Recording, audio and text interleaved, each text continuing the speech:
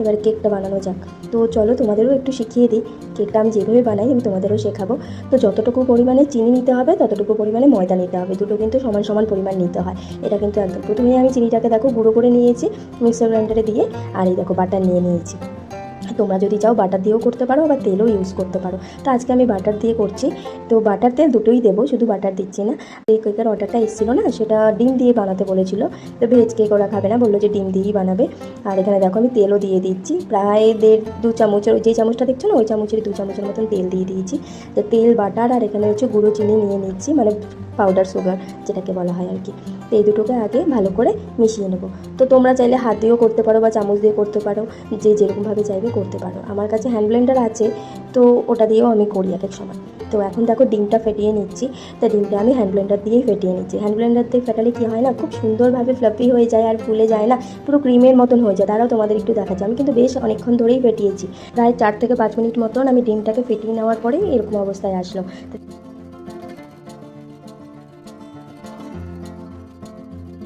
আর এখন এই ফেটিয়ে রাখা ডিমের মধ্যেই বাটার আর চিনির মিশ্রণটা যেই ফেটিয়ে রেখেছিলাম, মিশিয়ে রেখেছিলাম, সেটা অ্যাড করবো। অ্যাড করে এখন একটু ব্লেন্ডার দিয়ে ঘুরিয়ে নেব। তো যাদের কাছে ব্লেন্ডার নেই তারা এমনি চামচের সাহায্যে ঘোরাতে পারে। ময়দা, তো যতটা পরিমাণ ময়দা দেবো ততটা পরিমাণ কিন্তু পাউডার সুগার ইউজ করবো। তো আমি 1.5 কাপ পরিমাণ ইউজ করেছি। তোমরা যতটা পরিমাণ বানাতে চাও কেক, তো সেরকমভাবে ইউজ করো। তো এইভাবে ভালো করে এখন মিশ্রণটা মেখে নেব। দেখো, তো এখন আর হ্যান্ড ব্লেন্ডার ইউজ করার দরকার নেই। তো এখন এইভাবেই মেখে নেবো। আর এখন একটুখানি উষ্ণ গরম দুধ নিয়ে নিলাম।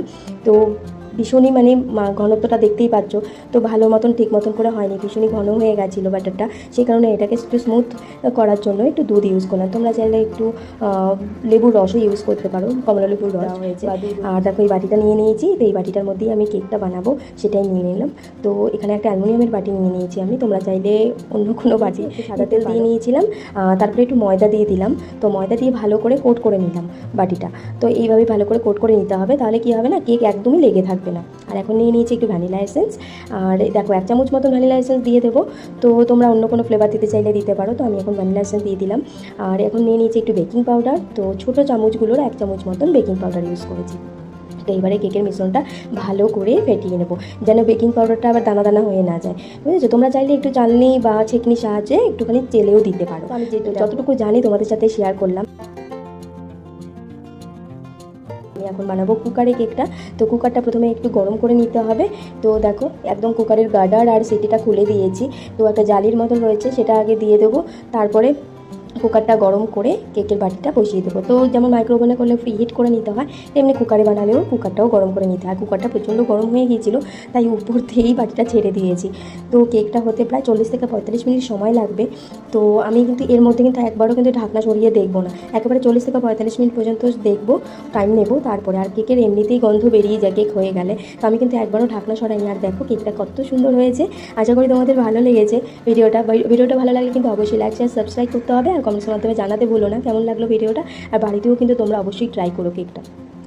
তো এই দেখো কেক হয়ে গেছে, আর কেকের উপরটা দেখেছো কি সুন্দর ফেটে গেছে, এত সুন্দর কেকটা হয়েছে। দেখো মাইক্রোওভেন ছাড়াও কিন্তু কেক এত সুন্দর বানানো যায়। অনেকেই ভাবে মাইক্রোওভেন ছাড়া নাকি কেক হয় না। আর এখন একটা ভিজে রুমাল উপর দিয়ে ঢাকা দিয়ে দিলাম।